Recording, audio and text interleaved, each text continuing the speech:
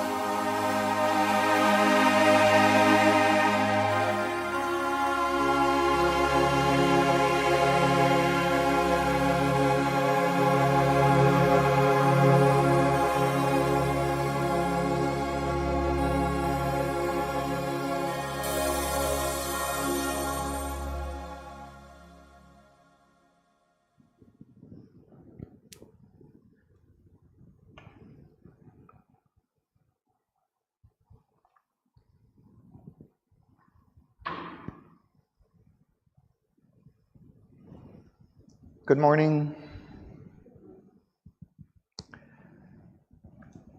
So we're reading in Book 10, Book of the Double Twilight, the debate of love and death. That's Canto 3. And we've come to page 624, 9 lines up from the bottom. I don't have the line number.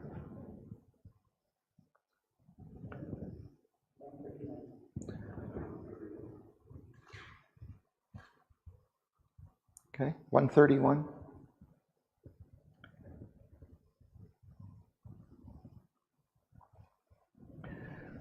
So Savitri and the god Death have been debating already for a couple of cantos. In the last canto, Death was predominant in his arguments, telling of the vanity of the ideal, telling of how everything is ephemeral. They were traveling through a realm close to the inconscient base of our existence, in which all the forms were very fleeting. They would just last for a moment and disappear. There were very beautiful, ideal kinds of images and forms that they could see as they were moving through that realm, but nothing lasted. And Death was arguing, see, this is the world from which your world has been created. Your world is like this. It doesn't last. Nothing lasts. All your ideals are just imaginations of your mind. All has arisen out of the void. Even the material forms, the matter that you see is unreal. It's not solid. It's just a movement of energy that itself has arisen out of the void, out of nothingness. And it's an argument that's not unlike our scientific explanation of our existence. So it's not, a very fantastic or imaginative explanation. It's something that has some appearance, at least, of reality to it. And Savitri also, in her arguments, acknowledges that he speaks of a truth, but a truth that slays, and she replies with a truth that saves. So she presents a very different argument, and especially in this canto, her argument becomes laid out in great detail. And we see for the first about 13 pages of this canto is Savitri replying to Death's argument. And we're just a little ways into her reply.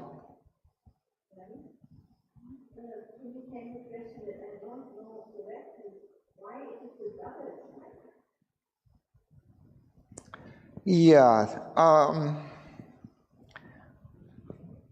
we see that will come. There is two, huh?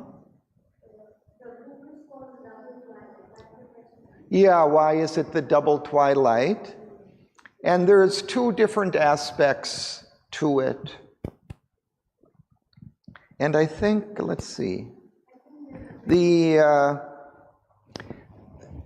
Canto 1 is called the Dream Twilight of the Ideal. And that was describing that realm that I just mentioned, in which there were very ideal kinds of forms, but they were all very fleeting.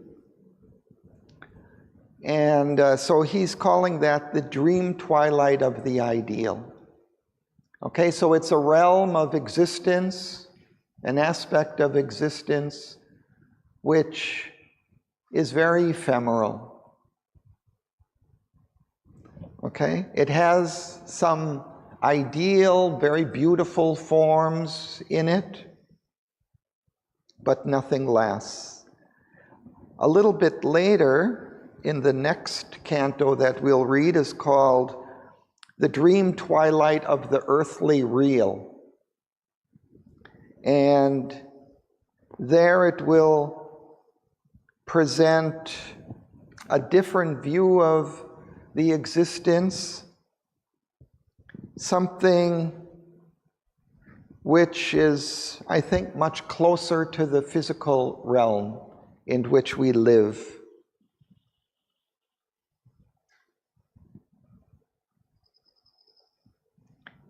And so we'll have to see exactly how he describes that, but in general, I think it's a world that is not so fleeting, and that it's a world in evolutionary change and emergence, developing towards a higher ideal.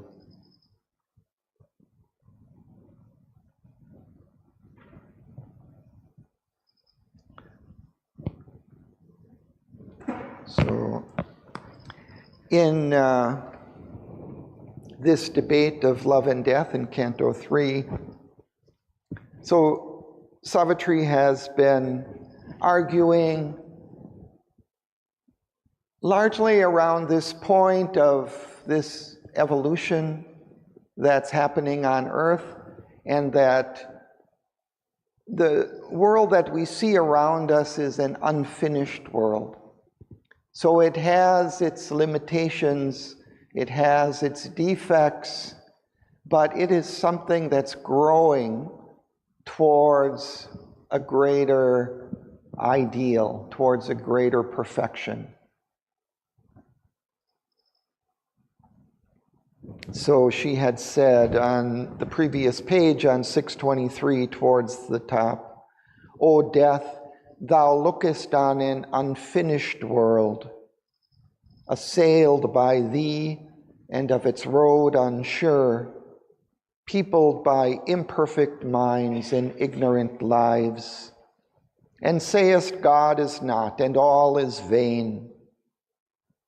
How shall the child already be the man? Because he is infant, shall he never grow? Because he is ignorant, shall he never learn? In a small, fragile seed, a great tree lurks. In a tiny gene, a thinking being is shut.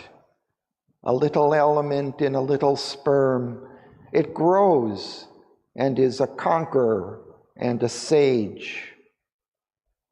Then wilt thou spew out, death, God's mystic truth, deny the occult spiritual miracle?"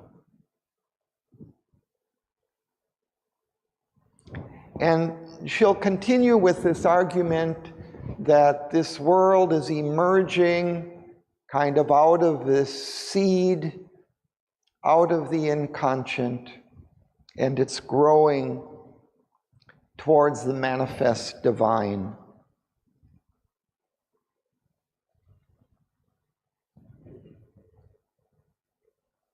I'll just read the last passage that we read last time.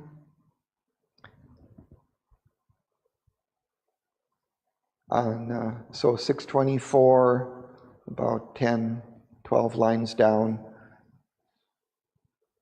By means we slight as small, obscure, or base, a greatness founded upon little things.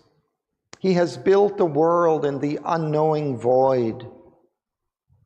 His forms he has massed from infinitesimal dust. His marvels are built from insignificant things.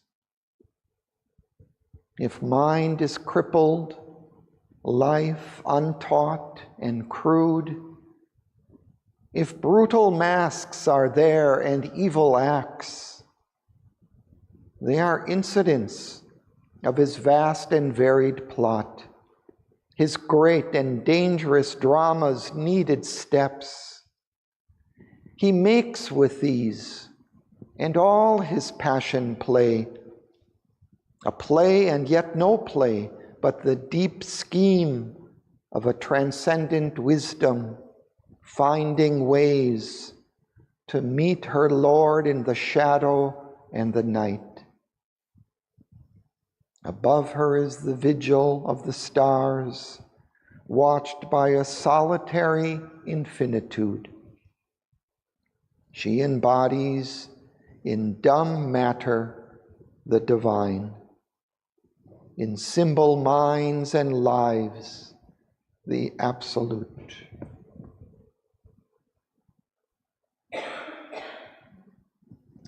So can we begin on this side, please? We'll begin with you. So we will read, starting with a miracle monger. So the 4 lines, 131. A miracle monger, her mechanical craft. Matter's machine worked out the laws of thought. Life's engines served the labor of a soul. The mighty mother her creation wrought. A huge caprice, self-bound by iron laws, and shut God into an enigmatic world, she lulled the omniscient into nescient sleep. Omnipotence on inertia's back she drove, trod perfectly with divine unconscious steps. Continue. The enormous circle of her wonder works, immortality assured itself by death. The Eternal's face was seen through drifts of time. His knowledge he disguised as ignorance. His good he sowed in evil's monstrous bed. Made error a door by which truth could enter in. His plant of bliss watered with sorrow's tears. 1,000 aspects point back to the one. A dual nature covered the unique. Thank you. We'll pause there.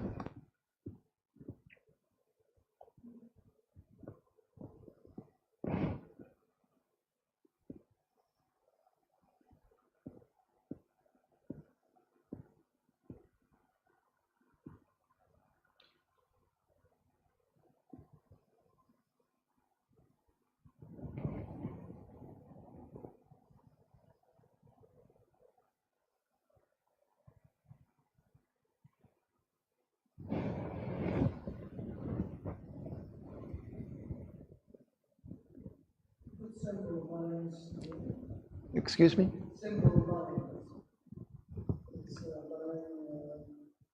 Symbol lives. Yeah, it suggests that our lives are symbolic. They represent some facet of the reality.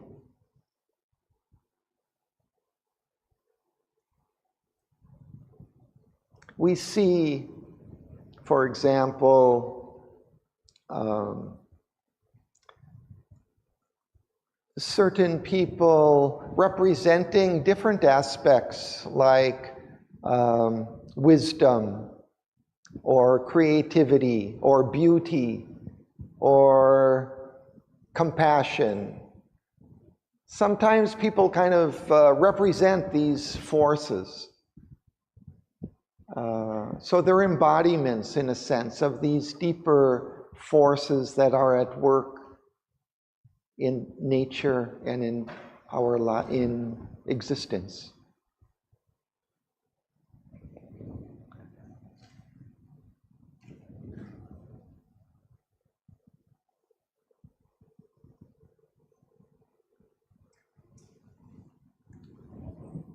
So Savitri, gets at kind of the nature of the divine's work here in the universe, how he's creating this divine manifestation out of its opposite, in a sense, out of the inconscient, out of nothingness. And so it's kind of a miracle, in a sense. That's why he calls the Divine Mother, the divine force, a miracle monger, because she's creating miracles out of this inconscient dust. And she uses these opposites in order to work out her plan.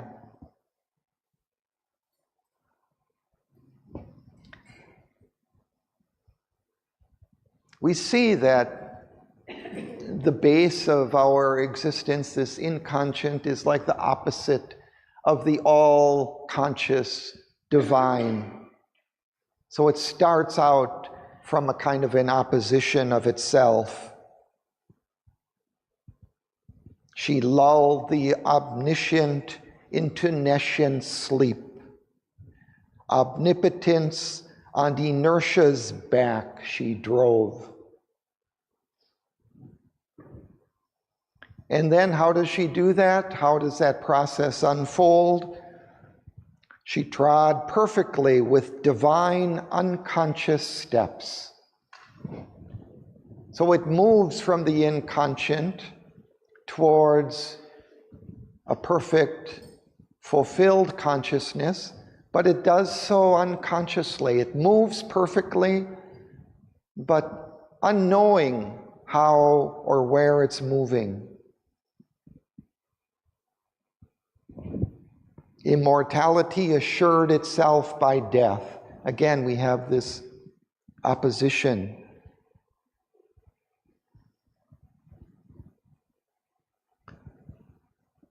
The evolution continues, the movement of development continues eternally, immortally, but it passes through death as a stage in that unfolding, in the ignorance. His knowledge he disguised as ignorance. His good he sowed in evil's monstrous bed. So out of these opposites, these ideals that Savitri has been espousing arise. Made error a door by which truth could enter in. His plant of bliss watered with sorrow's tears. 1,000 aspects point back to the one. Again, this opposition between the one and the many. A dual nature covered the unique.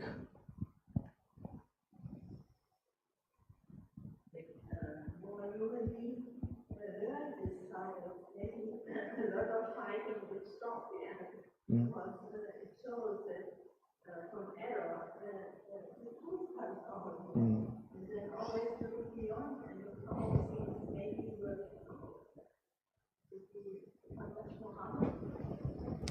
Yeah, if we could understand and really live in this truth, we might avoid many of the mistakes we make.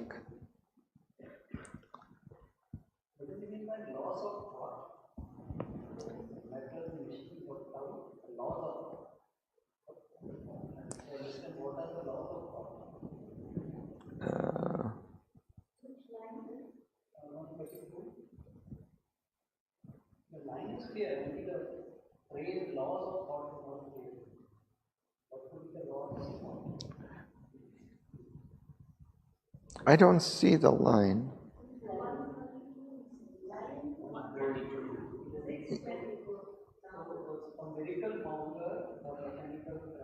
Oh, worked out the laws of thought, right?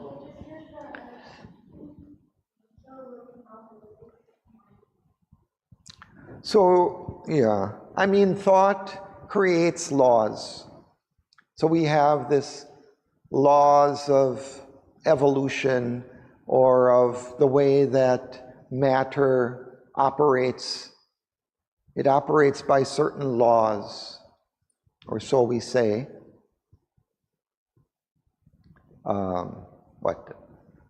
The attraction between protons and electrons, or, you know, there are all these different laws. Yeah. Mm.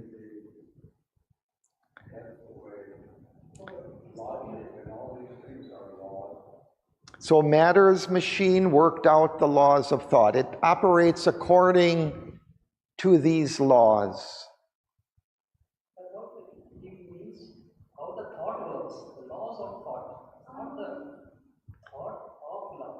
It's in what way the thought behaves. That's what I thought. So that's why I think it's laws and fine. How the law works. Yeah, I don't think it's that. I take it as thought's laws.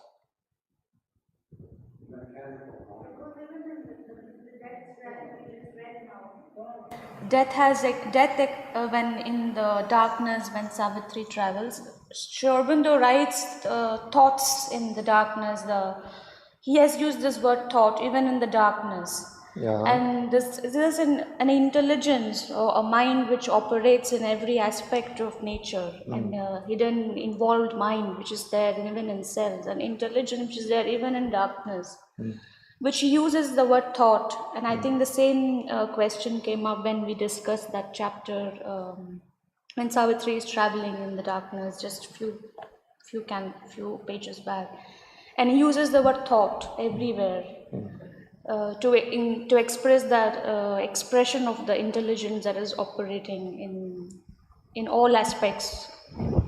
So, yeah, you're suggesting kind of a deeper significance that, in a way, we might say like the cosmic mind operates through matter, in matter. And so as a result,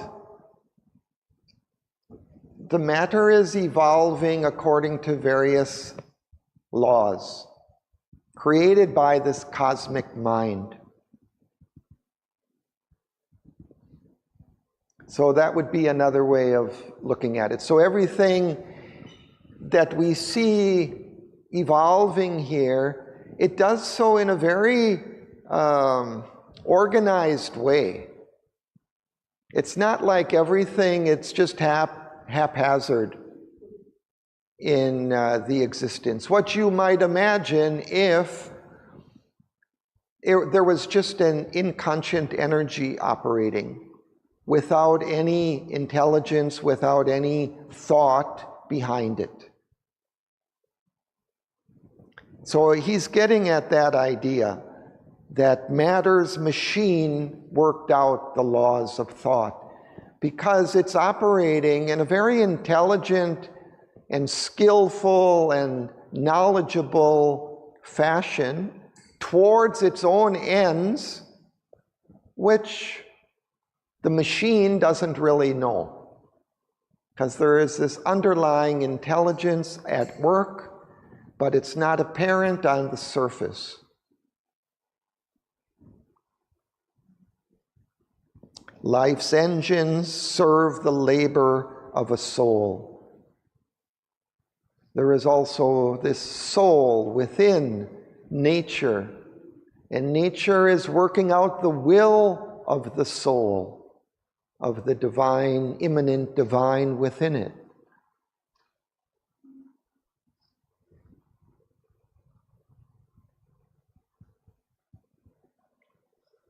A huge caprice self-bound by iron laws.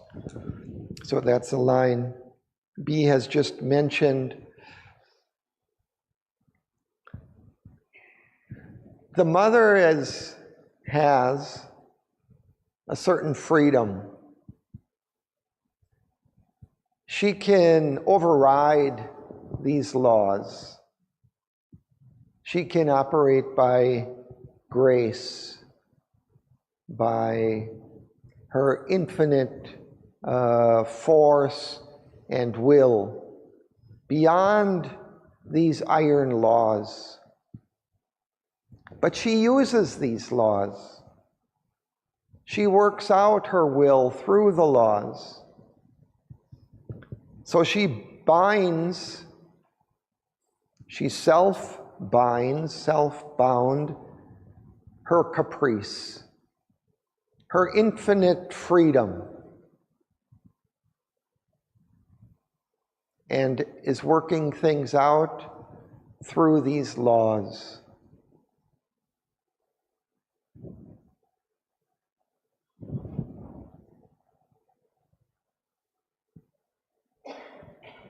Okay, can we continue? You?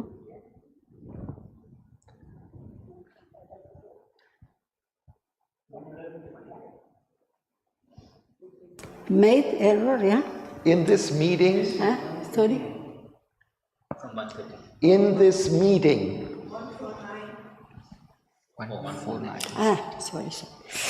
In this meeting of the eternal mingling masks, this tangled dance of passionate contraries, looking like lovers in a forbidden embrace, the quarrel of their lost identity.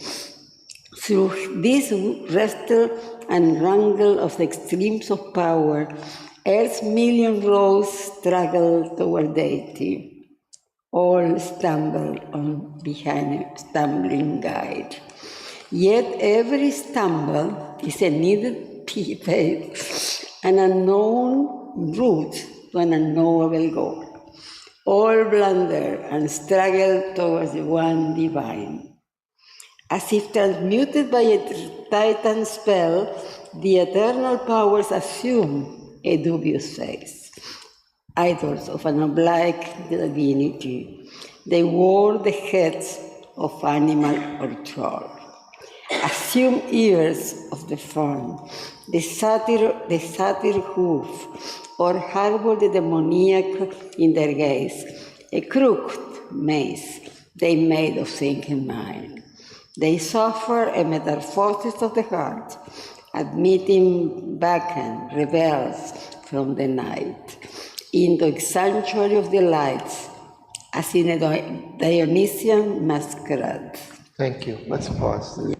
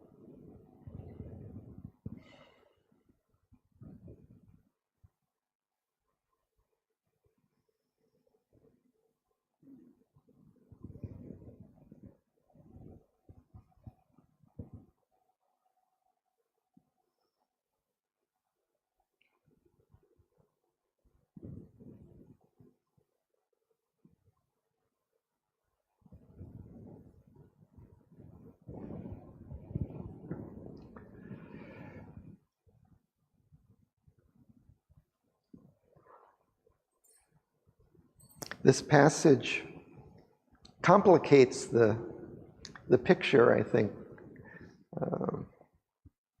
significantly. And I think in that first line, we get maybe the key to that complication.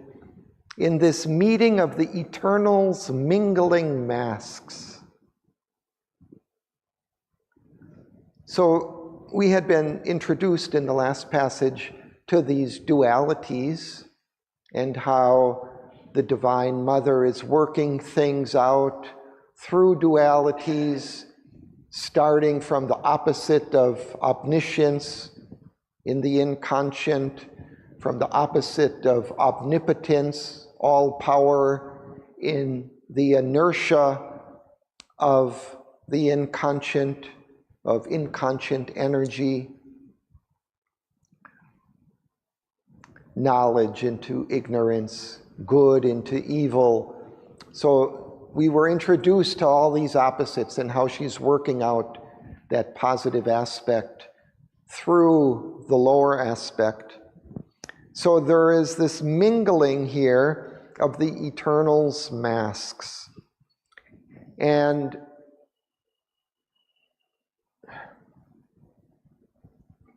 so there are these dualities, truth and goodness against, falsehood and evil. So they're in this dance. They're working out through their mingling, through their interaction, the truth of our future existence. So they're evolving through this wrestle and wrangle of the extremes of power. Earth's million roads struggled towards deity. Through all these different oppositions, all these different dualities, we're struggling towards the manifestation of the divine.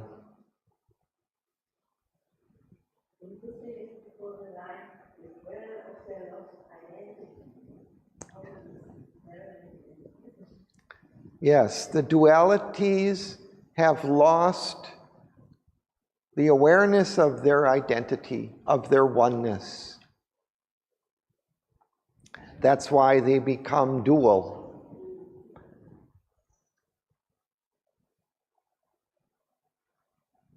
And so that's why they struggle and fight.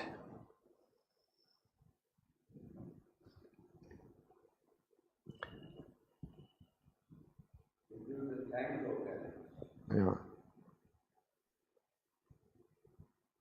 And all stumbled on behind a stumbling guide.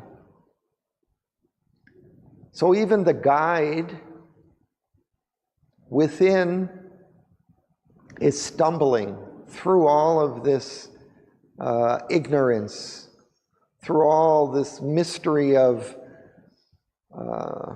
opposing forces.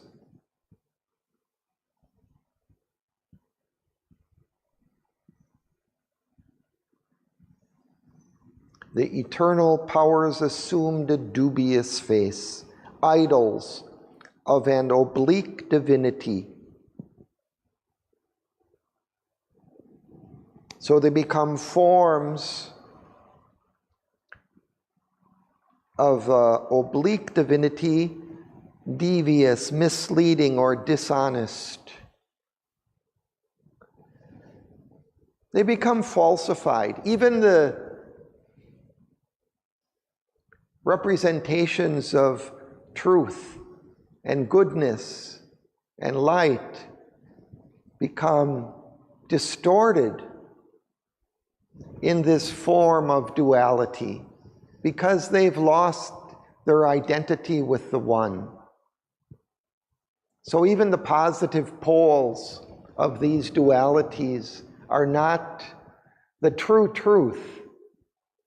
They're also struggling. They're also in this fight with their opposites. Before that, we say the very interesting thing that every stumble is a needed phase. Yeah. Yeah, that's a key point. So the mother, the Divine Mother, is working out her plan through all these different oppositions, all these dualities. So they're needed steps because she's trying to manifest the omniscient, the omnipotent divine here in this world of inconscient matter. And she's moving from that inconscience towards the all-consciousness. So it's a long, long process of unfolding.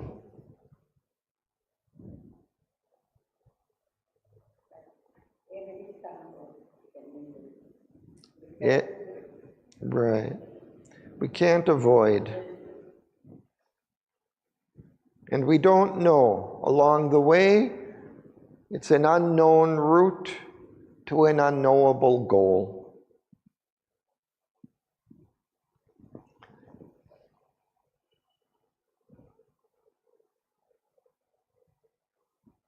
So in this change into these dualities, there comes this metamorphosis, a transformation of the heart and the mind. A crooked maze they made of thinking mind. They suffered a metamorphosis of the heart, admitting Bacchant revelers from the night into its sanctuary of delights, as in a Dionysian masquerade.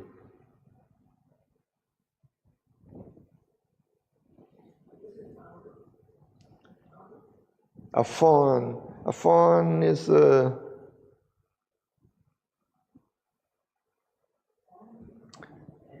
it's a deer, I think. Yeah.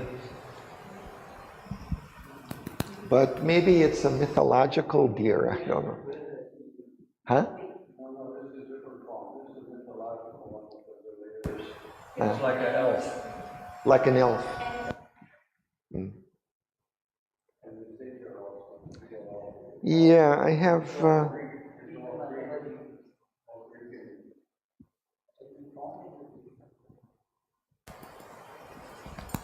A satyr is a mythological creature, part human, part horse or goat. Basically for sex, sexual this guy, satire. Yeah, there's this. I mean, Dionysus is this goddess of wine and of delight. So it's a kind of a symbolic representation of delight, but it takes this kind of darkened, opposite kind of form of pleasure, including sexual pleasure. So it's a transformation of the divine delight into these other forms of pleasure.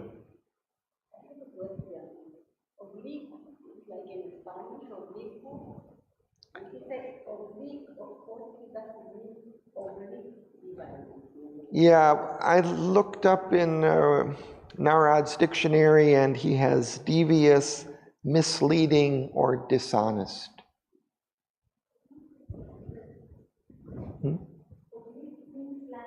Slanted, yeah. Slanted. Yeah. Right, not straight.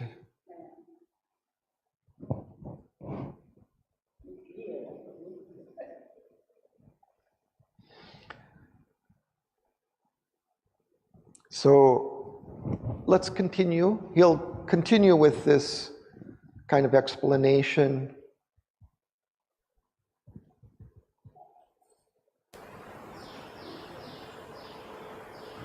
Okay. On the highways, in the gardens of the world, they wallowed, oblivious of their divine parts, as drunkards of a dire Circean wine, or a child who sprawls and sports in nature's mire.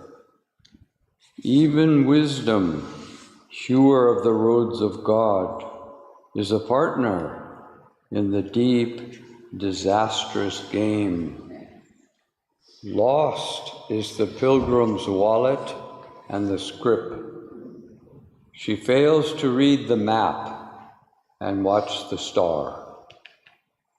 A poor, self-righteous virtue is her stock, and reason's pragmatic rope or abstract sight, or the technique of a brief hour's success.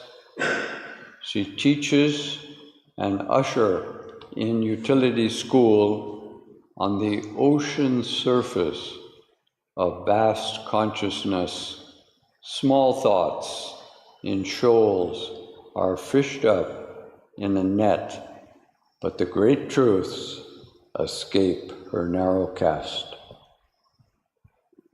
Guarded from vision by creation's depths, obscure they swim in blind, enormous gulfs, safe from the little sounding leads of mind, too far for the puny diver's shallow plunge. Thank you. Let's pause.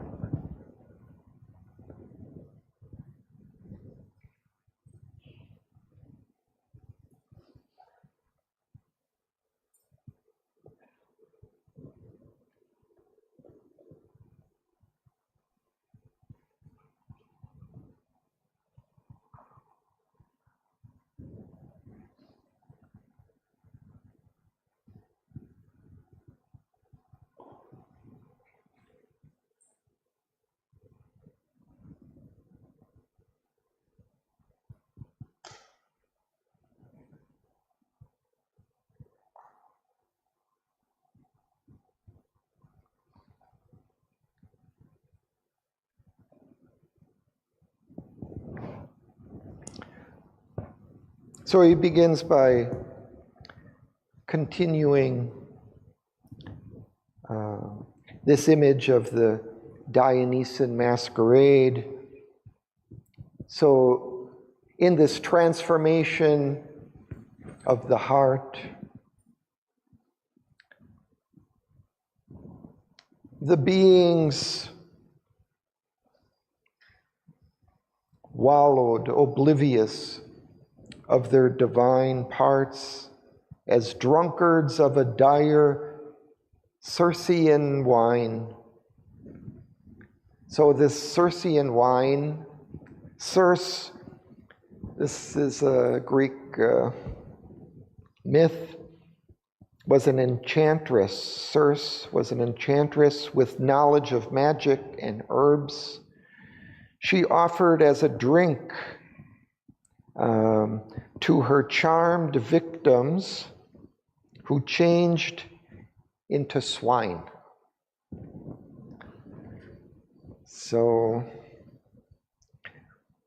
this is this transformation again of the divine delight into the pleasures of the lowest, physical pleasures.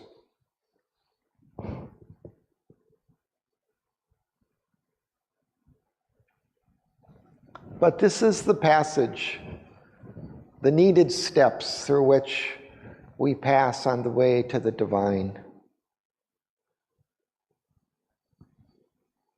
And even wisdom, hewer of the roads of God, is a partner in the deep, disastrous game. It also becomes changed, transformed in this evolving process. And lost is the pilgrim's wallet and the scrip. That's a little, yeah, it's a small bag carried by a pilgrim. Maybe he puts his few coins or something in there to use along the way. She fails to read the map and watch the star. So this is our human knowledge. Yes. But a changed wisdom, not a divine wisdom, or it's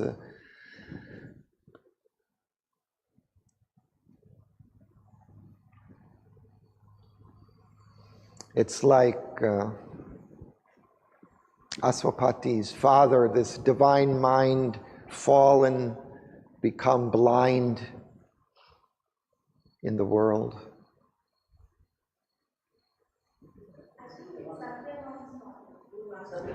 Satyavan's father, yes.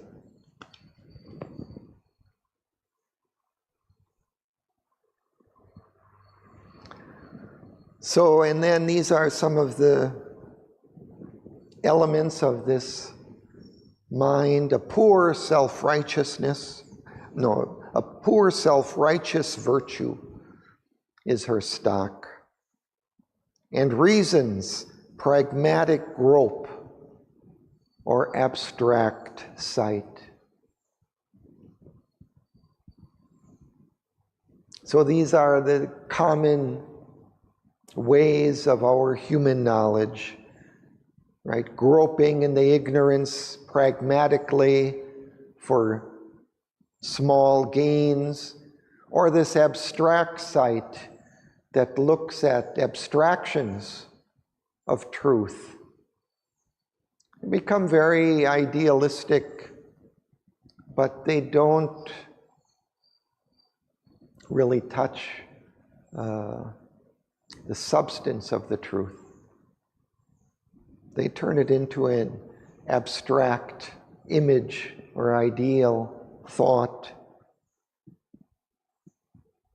or the technique of a brief hour's success, she teaches, an usher in utility school.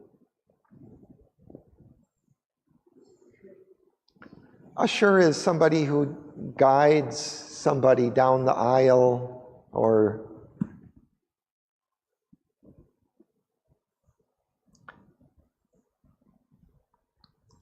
so that becomes our ideals of knowledge, right? We go take our children to the universities where they can find the best positions, make the most money after they graduate. So our institutions of knowledge are like this. They become very utilitarian. No longer knowledge for knowledge's sake, but knowledge for money's sake.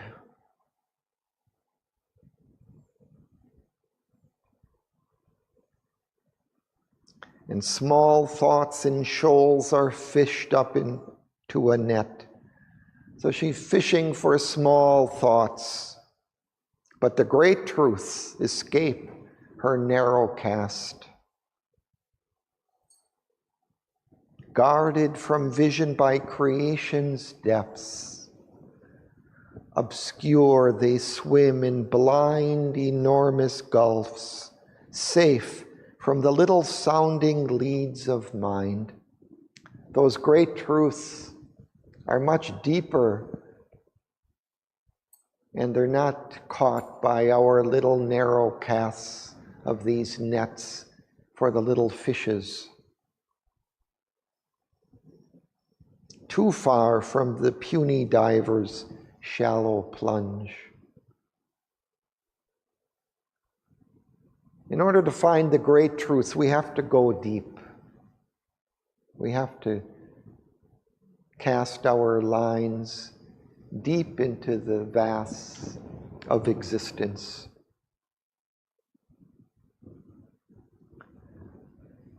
Let's continue. Can we go up to the top and get Vishnu Priya? Our mortal vision peers with ignorant eyes. It has no gaze on the deep heart of things. Our knowledge walks leaning on error's staff, a worshipper of false dogmas and false gods, or fanatic of a fierce, intolerant creed, or a seeker doubting every truth he finds, a skeptic facing light with adamant no, or chilling the heart with dry, ironic smile, a cynic stamping out the God in man. A darkness wallows in the paths of time, or lifts its giant head to blot the stars. It makes a cloud of the interpreting mind and intercepts the oracles of the sun. Yet light is there. It stands at nature's doors. It holds a torch to lead the traveler in. It waits to be kindled in our secret cells. It is a star lighting an ignorant sea, a lamp upon our poop piercing the night. As knowledge grows, light flames up from within.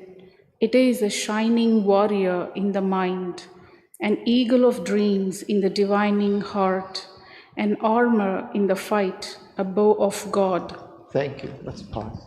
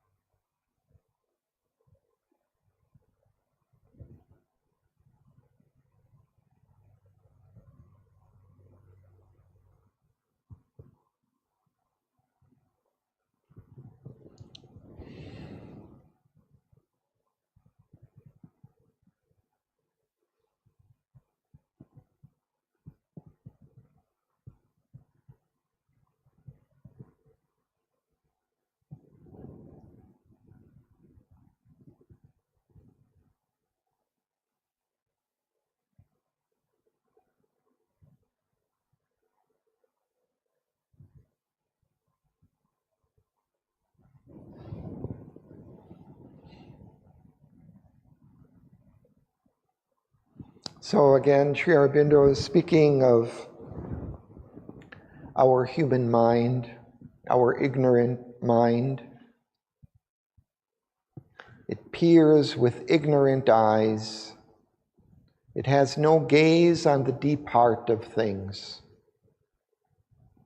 And then, in the next long sentence, it describes some of its ignorant characteristics.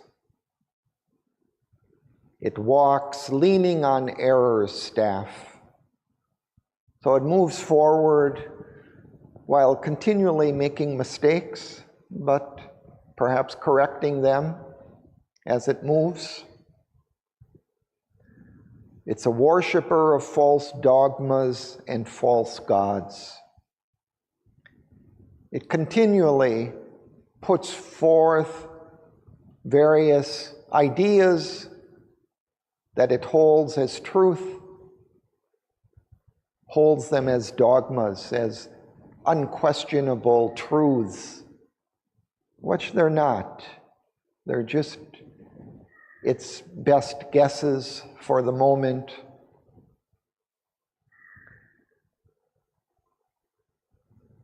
Or it's a fanatic, a fierce, intolerant creed. Too often we see this in the world. People fighting, warring with their intolerant beliefs, fighting for them against opposite beliefs, or a seeker doubting every truth he finds. There are also these skeptics, a skeptic facing light with adamant no, refusing to accept any truths that are found. A cynic stamping out the God in man.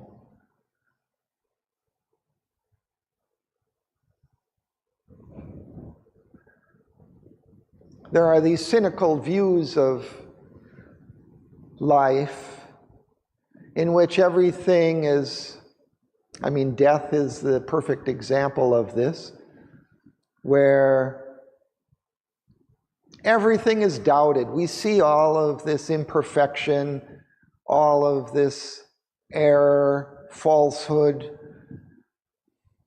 defect, marring our human existence. So there is nothing there. Don't waste your time looking for truth. There is no truth here. So it just doubts, and then it'll do whatever it wishes. Just enjoy your life. There's no higher ideal, no greater thing to live for. Just grab all the money you can. Step on others, it doesn't matter. It's a world of, survival of the fittest.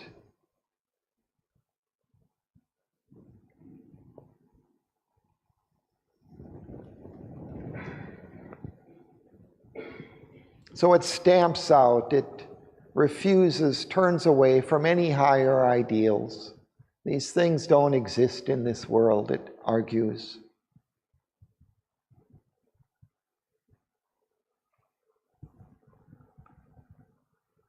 A darkness wallows in the paths of time, or lifts its giant head to blot the stars. It lifts its egoistic head and just serves itself.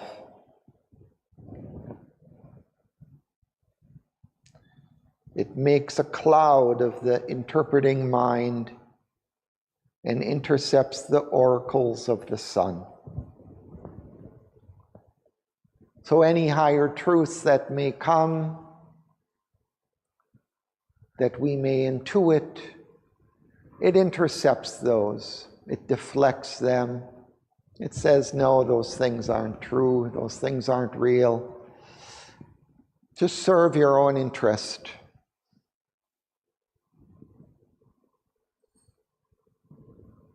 And then the second part of the passage, she argues, yet light is there.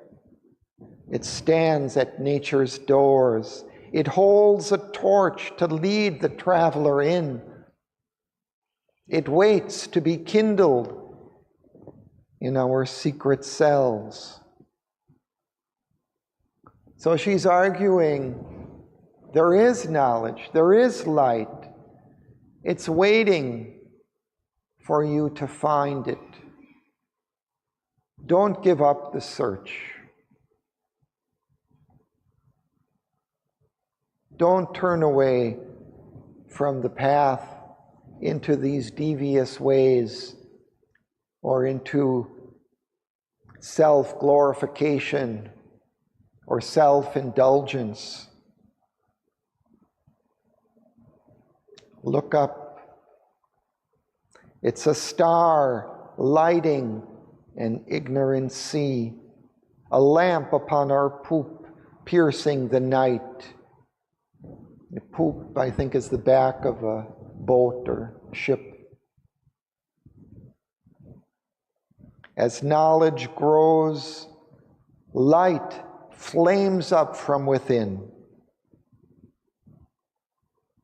So as we grow in knowledge, it increases, it flames up.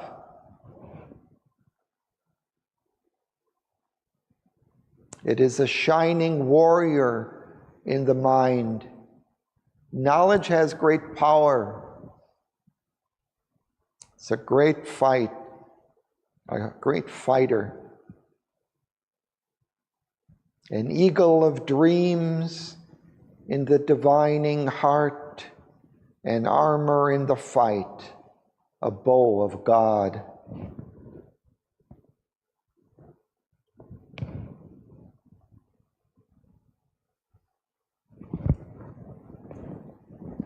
So let's continue here.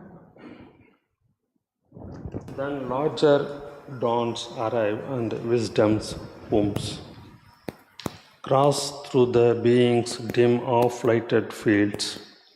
Philosophy climbs up thought's cloud bank peaks, and science tears out nature's occult powers. Enormous degenerates who serve a dwarf's small needs exposes the sealed minutia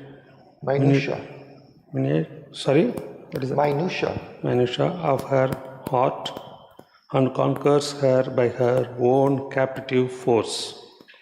On heights unreached by mind's most daring soar, upon a dangerous edge of failing time, the soul draws back into its deathless self. Man's knowledge becomes God's supernal ray. There is the mystic realm whence leaps the power, whose fire burns in the eyes of seer and sage, her lightning flash of visionary's sight. It plays upon an inward verge of mind. Thought silenced gazes into a brilliant void. A voice comes down from mystic unseen peaks, a cry of splendor from a mouth of storm. It is the voice that speaks to nights profound. It is the thunder and the flaming call. Thank you. Let's pause.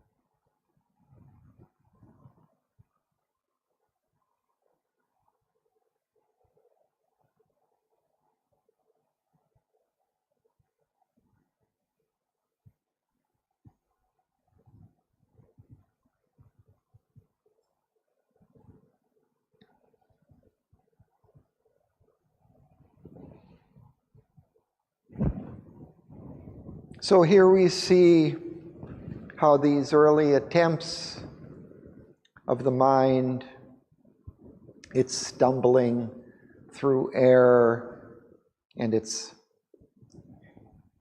various falsities that he's described, this its cynical nature, or its worshiper of false dogmas.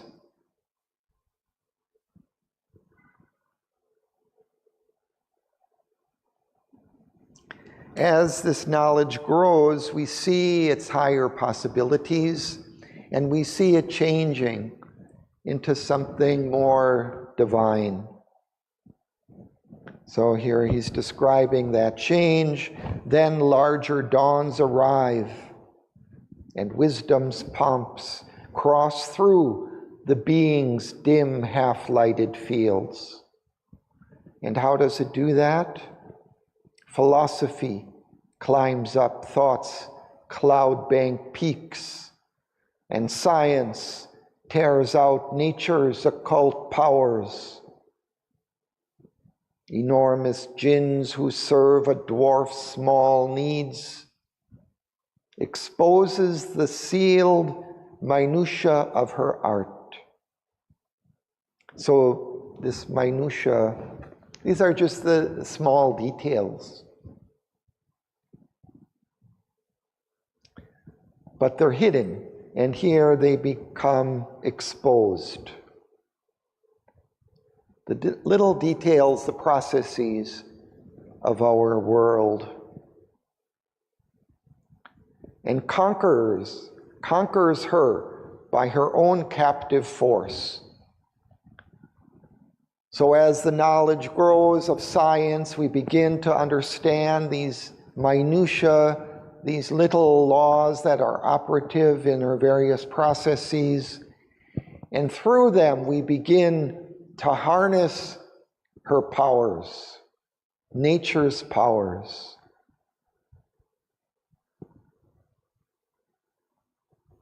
And he conquers her by her own captive force.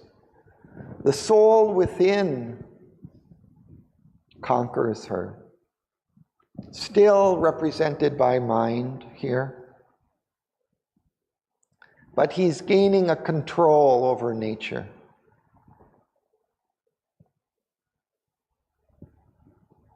On heights unreached by minds most daring soar, upon a dangerous edge of failing time, the soul draws back into its deathless self. Man's knowledge becomes God's supernal ray. The soul within utilizes mind as its instrument, and as this knowledge of the mind grows, it begins to conquer nature, begins to control and master nature, and then the soul within can begin to disengage from nature and achieve a true mastery over nature. As the soul draws back into its deathless self, man's knowledge becomes God's supernal ray. Then the mind's knowledge changes into a divine knowledge. There is the mystic realm, from where leaps the power whose fire burns in the eyes of seer and sage. A lightning flash, a visionary sight.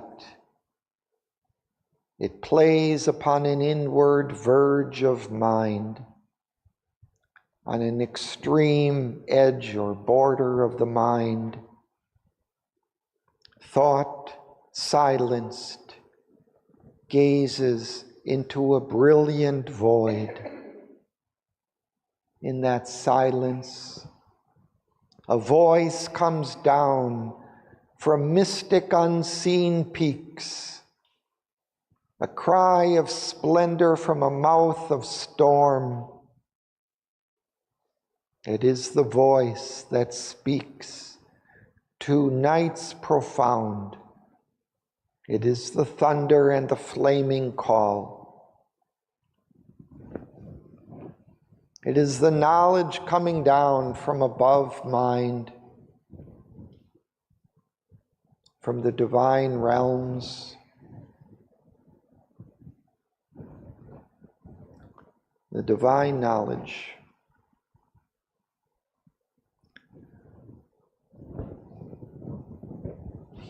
So that's why, despite all the appearances, the limitations of mind, we should not give up. We should not become skeptics.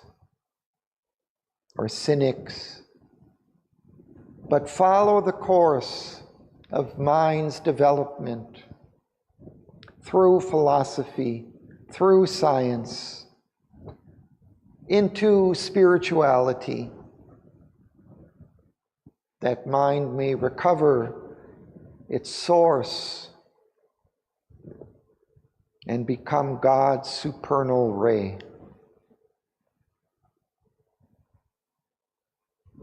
And there it will also find the power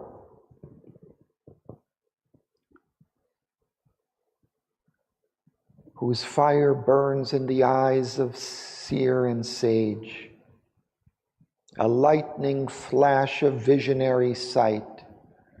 From there, intuition comes down, and the higher thoughts of supermind or of the higher realms of spiritual mind can come down, bringing the higher divine voice that speaks to nights profound.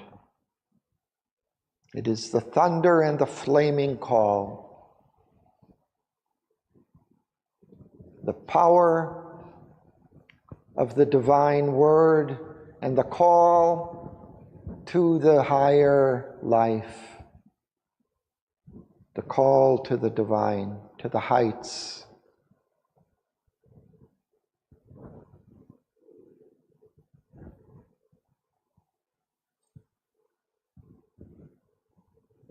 So I think we'll have to stop there for today.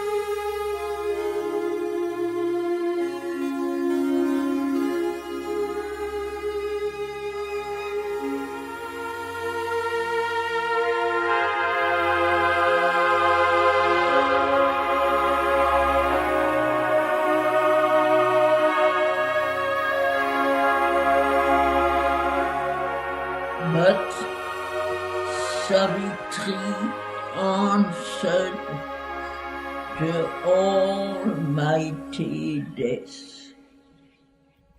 Oh, death, I have triumphed over thee within. O death, not for my heart's sweet poignancy, nor for my happy body's bliss alone. I have claimed from thee the living Satyavan, but for his work and mine, our sacred charge. Our lives are God's messengers beneath the stars, to dwell under death's shadow. They have come, tempting God's light to earth for the ignorant race.